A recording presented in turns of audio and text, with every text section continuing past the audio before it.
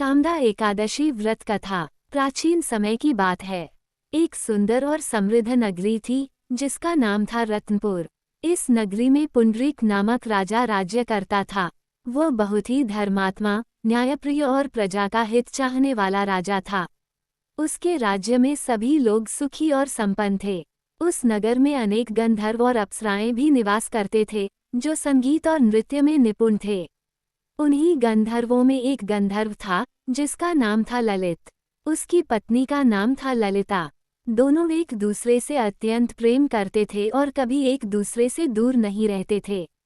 एक दिन राजा पुंडरीक के दरबार में एक भव्य सभा का आयोजन किया गया। उस सभा में गंधर्व और अप्सराएं नृत्य और संगीत प्रस्तुत कर रहे थे। ललित भी उस दिन दरबार में गान प्रस्तुत कर रहा था, लेकिन उस समय उसका मन अपनी पत्नी ललिता के प्रेम में डूबा हुआ था। गाते गाते उसका ध्यान बार बार अपनी पत्नी की ओर जा रहा था, जिससे उसका स्वर बिगड़ गया। वहां उपस्थित एक नाग, जिसका नाम था करकोटक, उसने यह बात राजा को बता दी कि ललित का ध्यान गान में नहीं है। ये सुनकर राजा पुंडरीक को बहुत क्रोध आया। उन्होंने तुरंत ललित को श्राप दे दिया। हे ललित, तुमने दरबार की मर्यादा भंग की है, इसलिए मैं तुम्हें श्राप देता हूँ कि तुम राक्षस बन जाओ। राजा के श्राप के प्रभाव से ललित तुरंत एक भयानक राक्षस बन गया। उसका शरीर अत्यंत विकराल हो गया, लंबा चौड़ा, भयंकर रूप, लाल आंखें और डरावना चेहरा।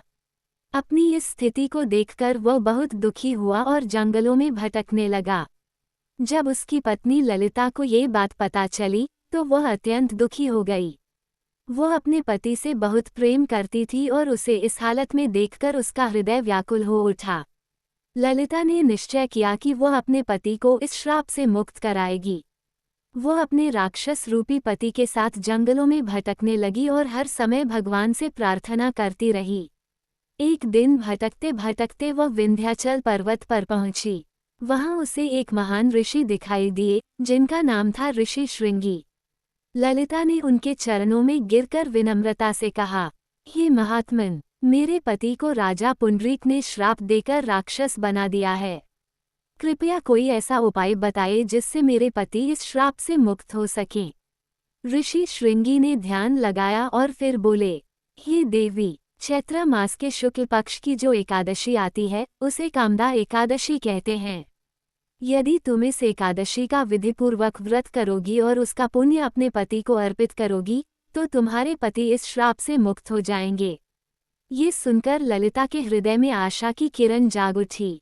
वो उसी समय अपने पति के साथ वहां से चली गई और जैसे ही कामदा एकादशी का दिन आया उसने पूरे विधि विधान से व्रत रखा। उसने सुबह स्नान करके भगवान विष्णु की पूजा की, व्रत का संकल्प लिया और दिन भर निराहार रहकर भगवान का भजन करती रही। रात भर उसने जागरण किया और भगवान विष्णु का नाम जपती रही। अगले दिन द्वादशी के दिन उसने विधिपूर्वक व्रत का पारण किया और भगवान से प्रार्थना करते हुए बोली, हे प्रभु, इस व्रत का जो भी पुण्य है मैं उसे अपने पति को समर्पित करती हूँ। कृपया मेरे पति को इस श्राप से मुक्त करें। जैसे ही उसने ये कहा उसी क्षण एक चमत्कार हुआ। उसका पति ललित, जो राक्षस के रूप में था, अचानक अपने गंधर्व स्वरूप में वापस आ गया। उसका भयंकर रूप समाप्त हो गया और वह पहले जैसा सुंदर और तेजस्वी हो गया। ये देखकर ललिता की आंखों में खुशी के आंसू आ गए। दोनों पति पत्नी भगवान विष्णु का धन्यवाद करने लगे और उनके चरणों में प्रणाम किया। इसके बाद वे दोनों पुनः अपने नगर रत्नपुर लौट आए और सुखपूर्वक जीवन बिताने लगे। कथा का महत्व। इस प्रकार कामदा एकादशी का व्रत सभी प्रकार के पापों को नष्ट करने वाला और इच्छाओं को पूर्ण करने वाला माना गया है। जो भी व्यक्ति श्रद्धा और भक्ति के साथ इस व्रत को करता है उसके सभी कष्ट दूर होते हैं, पापों का नाश होता है, मनोकामनाएं पूर्ण होती हैं और अंत में उसे मोक्ष की प्राप्ति होती है। यह व्रत विशेष रूप से उन लोगों के लिए अत्यंत फलदायी है जो किसी शाप, कष्ट या दुख से मुक्ति पाना चाहते हैं।